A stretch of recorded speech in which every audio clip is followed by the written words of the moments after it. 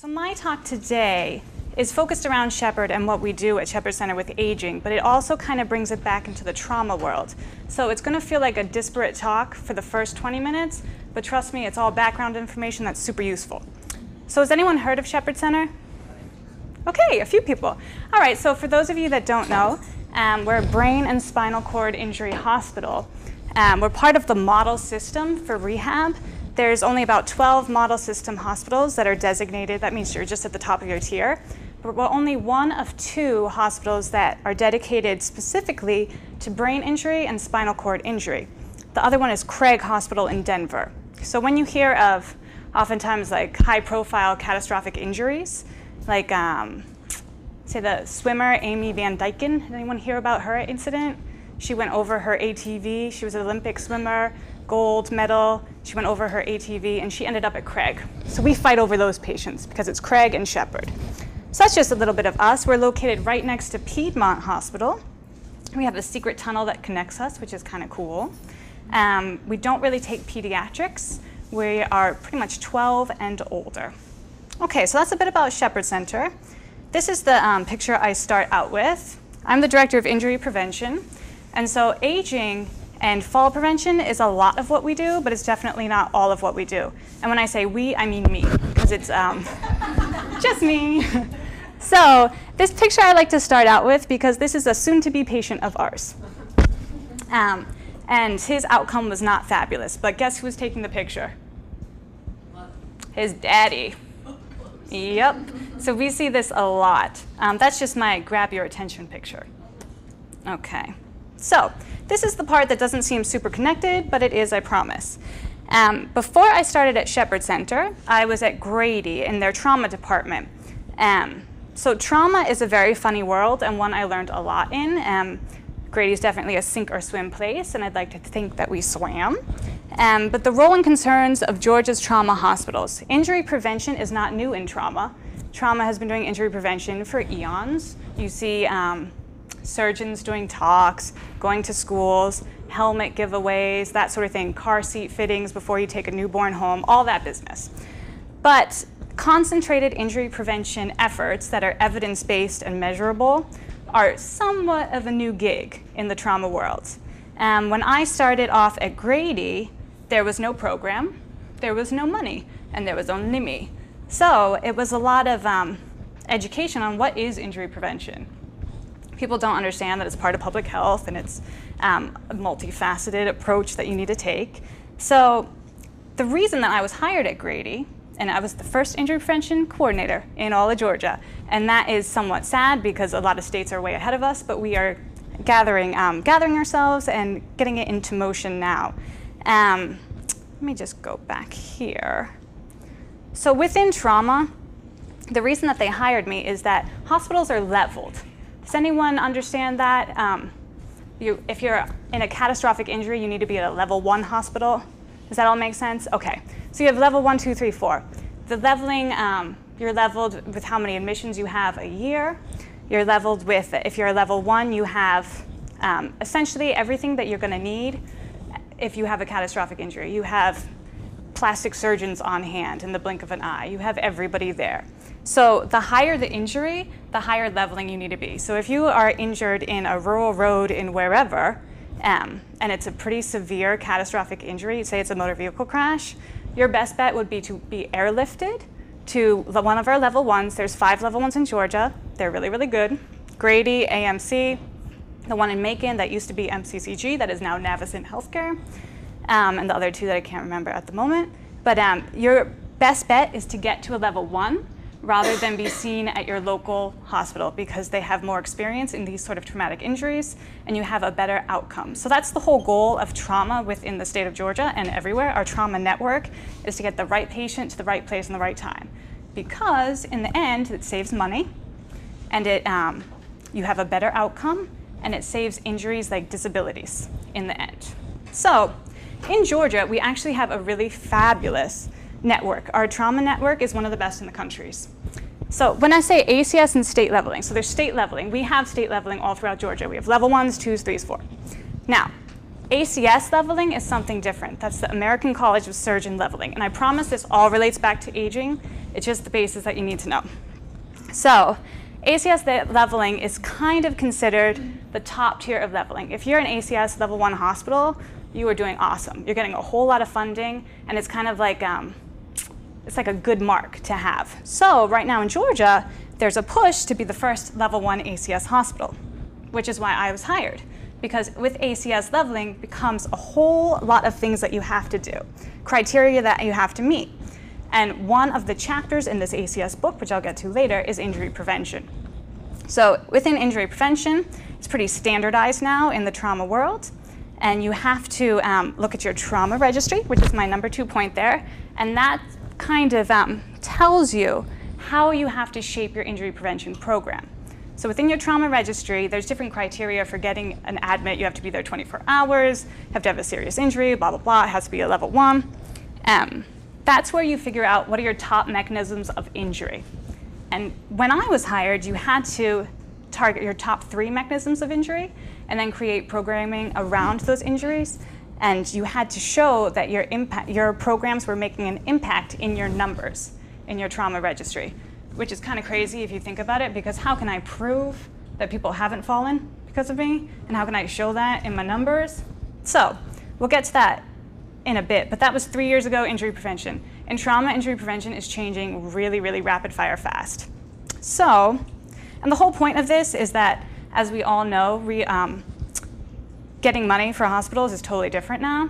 So essentially, injury prevention in a hospital base is to reduce readmissions so that we actually get paid for the work that we do in the first place. Any questions? Okay, here's where it gets uber complicated. All right, now this is my little drawing here, so it's not tech savvy. However, I think it kind of gets the point across. Senate Bill 60 in 2007 established the Georgia Trauma Commission. Essentially, this is what is getting the right patient, right place, right time. This is what established our trauma network in Georgia, officially. Underneath that is the Georgia Committee on Trauma Excellence. There's a whole bunch of acronyms in this, so I'm just going to say GCTE for the next few bits. GCTE then houses my little subcommittee, which is our Injury Prevention Subcommittee. So it's GCTE IP Subcommittee. It's a lot. So back 3 years ago when this was all starting, nobody really wanted to or had the manpower to run that committee. So somehow I found myself on the committee, well, leading the committee really. And at that point, there was a whole lot of members. We had most hospitals represented on that committee because Shepherd was running it and they were given free lunch. So that's how that worked. TAG, which is this bit here, they kind of hold the purse strings. And that's the Trauma Associates of Georgia. And this comes into play later in our fall prevention story. Now this has changed. As I said, trauma changes really fast. And sometimes it stays stagnant for years, but it's changed really fast in the last 3 years. And TAG is now under a new entity that is the Trauma Foundation of Georgia, which is totally new. Okay, any questions thus far? Alrighty. I was talking about the criteria. This is the criteria we all go by under trauma for injury prevention. We have a whole chapter, chapter 18, in this. This is what we call, so technically it's resources for optimal care of the injured patient, blah, blah, blah, blah. We called it the Green Book, which is now turned into the Orange Book in 2014.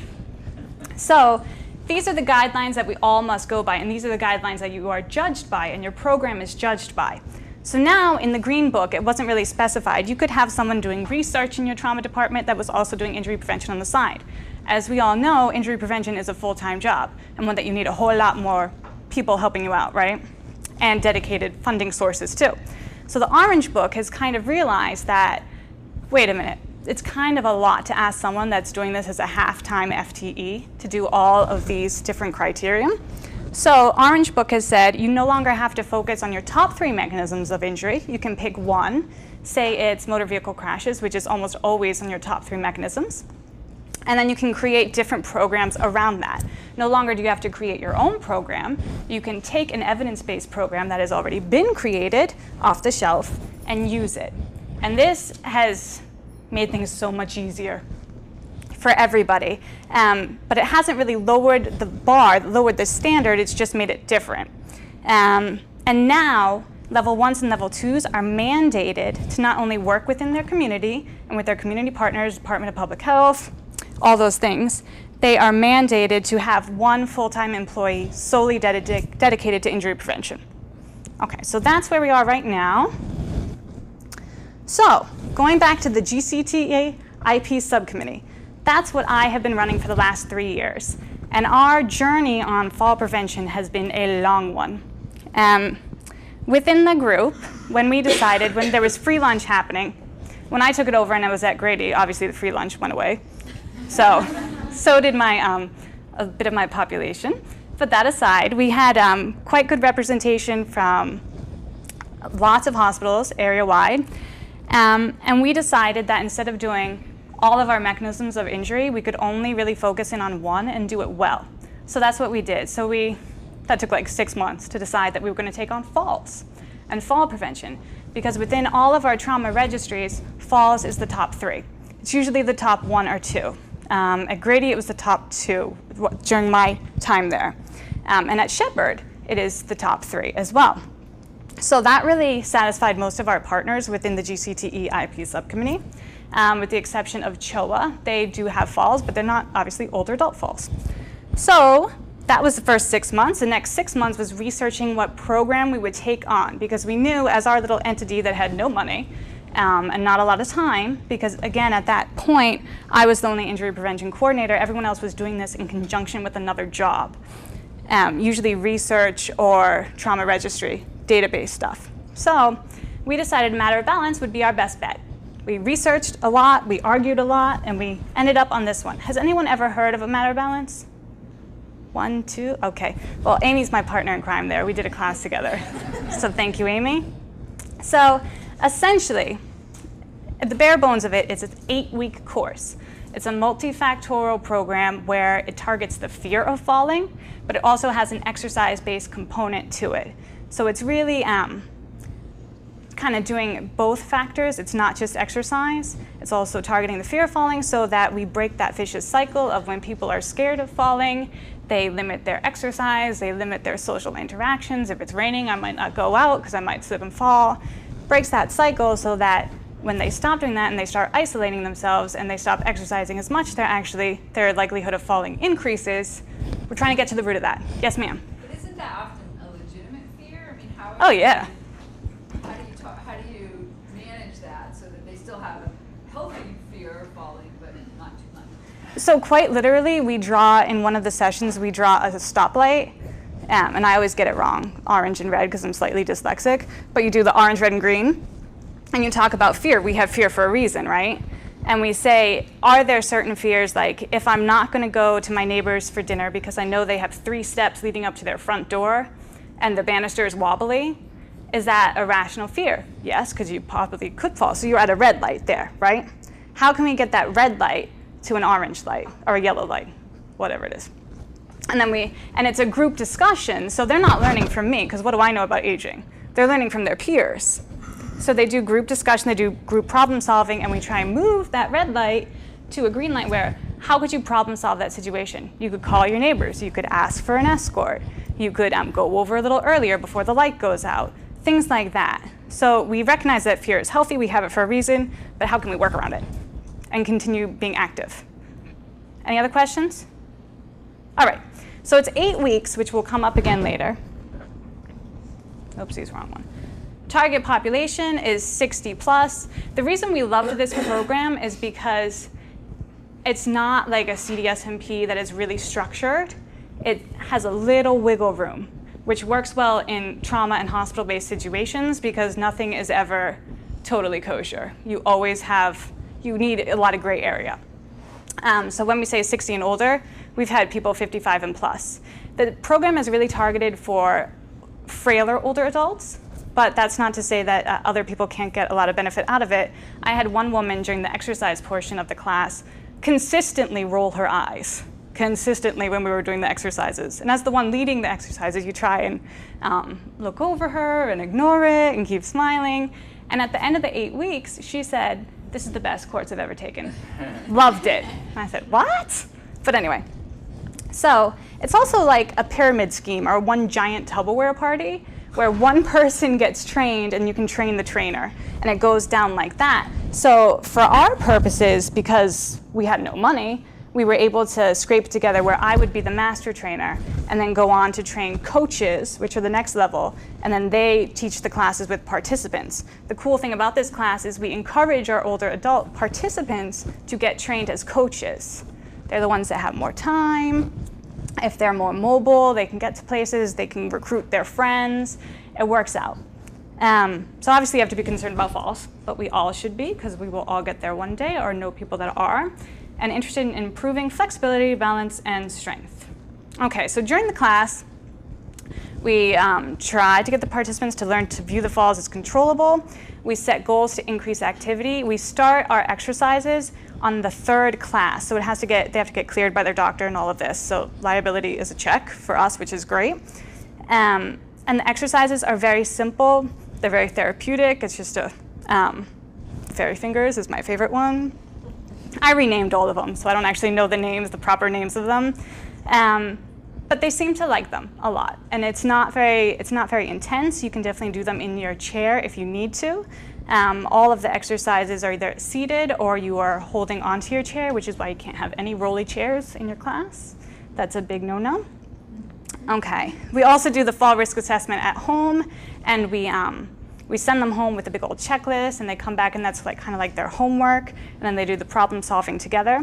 We also look at the area that we're in, the building that we're in as well, because oftentimes you go out and you're in, you try and get your captive audience in the senior centers or the senior homes, so areas that are important to them in their own community. And again, the exercise component is big. Okay, so evaluation. So the program has been evaluated up the wazoo, and it's been around for a very, very long time. It's in most states at the moment, and their outcomes are pretty darn good. So we also do an evaluation piece, because going back to the Orange Book, you always have to be monitoring and evaluating your program, which is just good practice anyway, but now that it's written, everyone's doing it. So within the evaluation piece, we have a pre and post survey, we have a class evaluation, and we have, so the online data management piece, I'll come back to later. Originally, when we were going forward with our plan, we decided that we were going to put that in our little grant to get it's a nationwide database, and then you can pull all your stats, and you can say this is what we're doing, yada, yada. But that has since changed. I wanted to show you this because the other reason we picked the program is that it's very low cost, no cost, with the exception of the videos, which are from 1980s Boston. Everyone has giant glasses, which are totally back in, and trench coats. And I thought it was an absolutely appalling set of videos. Everybody is Caucasian in the videos. I'm thinking at the time I'm working at Grady, this is not going to fly with my groups. They're not going to like them. And I was totally wrong. I have gotten such great feedback on these videos that it was worth the money. Okay, so like I said, in the Orange Book, you must partner with people within your community. So we have been very, very lucky. Sitting on our committee, on the GCTEIP committee for the last 3 years has been Jennifer Curry, who we've been very blessed to have, as well as Liz Head from the Department of Public Health. So a note of disclosure, I just took these off of Google. They are not proper logos, just so it's out there. Okay, so when we were figuring out, we've adopted this program, how are we going to disseminate it? We have one master trainer, we have our little group. How are we going to make this work Georgia-wide? Because the GCTE is a statewide organization. So this is how we figured it. At the time, we wrote a little grant from TAG to purchase the videos. We decided upon 10 sets of videos. It was about $2 grand. They're expensive. And the reason we decided that is because we were working very closely with ARC and the AAAs. So this is our map here, and we have 10 regions. And that's the AAA's ARC's map, and they have 12 regions. So initially, we asked for 12 videos and got some major pushback from the trauma committee saying, well, we don't have 12, blah, blah, blah, blah, so we can only ask for 10. Anyway, so we got 10. Then we decided we're going to have to match up in order to pretty much facilitate our community partnerships. We wanted to put a set of videos in each region so that the trauma hospital could house the videos, but the ARC people and the AAAs could use them whenever they wanted, and to kind of have a system that way. So that's what we did. We dispersed them among our 10 regions, and we had a certain trouble with North Georgia, but that's an aside. And that's how we figured we were going to get this throughout the state. So within this realm, at the time, like 8 months ago, things were going swimmingly. We had totally partnered up with the AAAs. All the trainings I was doing were in conjunction. I would train as part of GCTE with a AAA member. We'd train whoever wanted to be trained. The idea was that if we collaborated, all of our numbers would go towards their numbers and vice versa. So it was pie in the sky, dream. It was going super well until there's been some massive turnover, but that's not the slide about the turnover. This is just my first fall prevention class. The one story I have about this group is everybody was from a different country. It was the most ethnically diverse class I've ever taught. And in the front, you can kind of see, this is my Ethiopian couple right here. And they, every time we did a group activity or group discussion or they were doing some sort of paperwork, he'd be hunkered over her and they'd be chatting. And I assumed she didn't speak great English. And this was my biggest lesson, never assume, because on session 8, she came up to me, held my hand, said, "This was such a fabulous class, I've learned so much, yada, yada, yada," and my jaw hit the ground. So never assume, number 1 lesson. Some hidden costs associated with the program. Snacks, you have to provide snacks. They like that you provide healthy snacks. As we all know, that's a whole lot more expensive than Costco granola bars that you can buy in bulk and just dole out every session. The notebooks are kind of ridiculously expensive if you order them from Matter Balance online. What I did while at Grady is I frequented different copiers for 3 months and did about 10 copies here, 10 copies there, and collated my books over the course of 3 months, and no one was the wiser. The last one, those are stupid expensive, those Post-it standy-up notes. So that's just a word to the wise.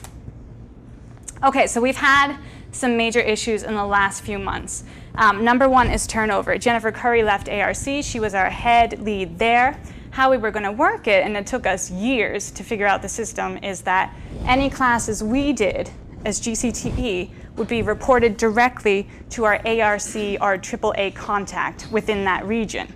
And they would do all the data tracking. Because after we got our videos, the AAAs and DAS got a huge grant from the feds to do the same thing. So we thought our videos would be like this total draw. Come partner with us. We've got free videos. Not so much. The feds bankrolled their stuff. So, which was fine. We just also figured there's 2 entities here doing the exact same thing within the exact same state. It makes sense to tell each other what we're doing. So with that turnover, the data tracking has kind of gone to the dogs for the moment. We no longer have a point person at ARC where we can give our numbers directly to, but that is on the up and up. There's 2 new ladies that have taken over that position, so hopefully we'll get that back on track.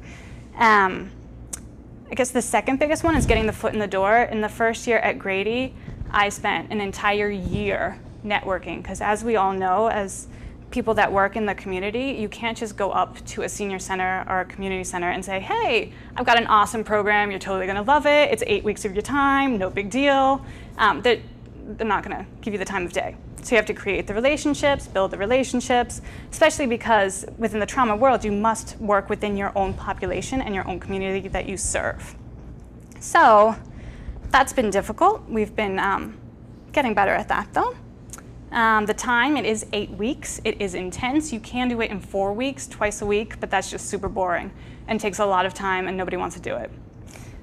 Turnover within our own trauma world and our own injury prevention world, we've had a lot of turnover in the last 6 months. Something is in the water and everyone's going to the CDC and leaving me behind, but details, we'll train more. And cooler programs. Tai Chi is super cool and it's like the rage at the moment. So a Matter of Balance has taken a backseat to that. Okay, so to date, and this has been a long, long process. To date, I can count 3 trainings in conjunction with the AAAs and ARC and 2 classes. There are far more out there. It's just that they've been reported directly to the AAAs, so I can't tell you directly, hence the data issues. But that's going to be solved soon. Okay, so that's one facet of our program, and that is ongoing. The other piece that we do is Fall Prevention Day, which was only a couple of weeks ago, but seems like another world ago. And it's not a health fair. We try and do a Spark-like event so that it's evidence-based. Everything we do must have some sort of evidence or promising practice behind it. So we do, when our participants come through the door, and we market it to the community and to providers, whoever wants to show up really, we give them a passport. And they come through the door, they get their passport, and then they can go to all their kind of health checks. They can do their blood pressure, their hearing, their vision screenings. We have fall assessment people. We have PTs from Mercer University come out and do fall assessment screenings. It's pretty cool. This year we had flu shots, which was a huge draw. Maybe not super evidence-based, but huge draw. And we also give free lunch. So this is an event, this is the second annual one we held at Shepherd Center, and we do it in conjunction with all of our partners, and with my two funders especially, and hopefully we will do it again next year. This year we had a pretty good turnout, but we were definitely a little hampered by the deluge that we had that day. It was raining, raining, raining, and I was sure nobody was gonna show up when I woke up at 3 a.m. that morning, and but we got about 80 people. It was also bingo day. I'll throw that out there. Bingo day you can never compete with. So this is just a picture I love. This is actually from our first event, and she's actually from, the one in the orange is from Mercer, and she helps with the fall assessment risks. Tai Chi, seated Tai Chi, pretty cool. We also had music therapy, which were a shout out to them. They are fabulous, a really fabulous group, and willing to come to any event. This is a proclamation from the governor. These are our fabulous partners. I'm sure you recognize their faces. David Taylor from Mercer, Liz Head, who is fabulous extraordinaire, will do anything and everything within aging. She runs the State Coalition for Fall Prevention, as well as her older driver task force she does. She's also involved with Yellow Dot. And then we have Gwen Johnson, who is DAS, and Shorty in the front, me. And that's a proclamation for the governor there for Fall Prevention Day. This was our tango. Okay, so any questions on falls or fall-related stuff before I just give you my generic spew on what else I do at Shepherd? So you guys aren't working together with there's some other big fall prevention thing that I got an email about for physical therapists in Georgia to enroll in. It's a big fall prevention program as well. Oh, is it the Otago training? Yeah. So that goes into the cooler programs category. Well, one of the things I was curious about for them is because if there was like a real, collaborative effort, because they're not collecting Medicare claims data, they're not collecting something that could be tied to Medicare claims data, really hard to judge readmissions from falls if you don't collect data that could be linked to Medicare claims data. And so, I've spoken to them about that particular thing, is because pre and post surveys are fine, but older people a lot of times don't report falls, and it's really difficult in these really small groups to follow them longitudinally long enough to determine whether the program really had an effect. And so I wanted to see if they were collecting some kind of identifier so they could be linked to Medicare claims data, but they said no, and I guess y'all don't do that either. No, because that is a tricky business, and one that so the expense is huge. It's a tricky business with HIPAA. People shy away from it. But what we are involved in is the STEADY toolkit from CDC, which is for providers. We are in talks at the moment to figure out how we can get the STEADY toolkit implemented within Grady, so that's where Otago comes in. That would be one of our programs that we'd refer out to. I wouldn't have anything to do with it, but the doctors in the geriatric unit at Grady would refer out to Otago or a matter of balance, so that is in the very, very beginning works, but those, we've come up against the same issues of how do you track them, how do you get medical records, all that business. Yeah, well, you have to have a research study to be able to do that, and an IRB to do that, so. And everybody's so busy, and people at Grady. And the funding is just, it would take a lot of funding. The Medicare claims database is pretty expensive, but if you have a big network, you might finally network with someone who already has access, and that's how you do that. All right. We talk a lot about partnering with the ARC and think that's wonderful. I think that there is a huge population of medical care provided in a for-profit manner. And is there a plan to sort of bridge that gap and offer what you guys are doing in the, or at least to the for-profit, so that we can, I guess, get more boots on the ground in that way? So our trainings are open to anybody and everybody. So if you're interested in trainings, I will train you, and we train for free because we're a nonprofit, and we've trained people in the for-profit world, definitely, and that's how we are trying to get more boots on the ground, like you say. That's definitely open to anybody. But as far as a concerted effort / plan, not in place yet, because we're just trying to get the data piece squared away before I retire, which is soon. Anyone else? Yes, sir. Coaches training also 8 weeks, or is it? No, it's 8 hours, which will be a very long day for you, but I try and go rapid fire. So I'm averaging 7.5 hours. Any other questions? Okay, I'd love to do my little Shepherd spiel, if I still have time. Okay. So at Shepherd, we definitely see a lot of falls, but we also see motor vehicle crashes. Diving is one of our hugest ones. We see some violence and motorcycles. We also have a brain and spinal cord injury prevention curriculum, which is 7th graders. It's in 10 Cobb County middle schools at the moment, 1 high school. It's a pretty cool curriculum. It was developed by ourselves, by our PTs, our OTs, and our former patients. The last piece of it that we do, that's evidence-based too. Totally got it evaluated and researched by MSTAR, an Atlanta-based research company, and they did a great job for us. A piece of it is we do best practice peer-to-peer, so we bring former patients that are obviously a lot younger. We bring our PTs and our OTs out there as well, because a piece of the curriculum is career development.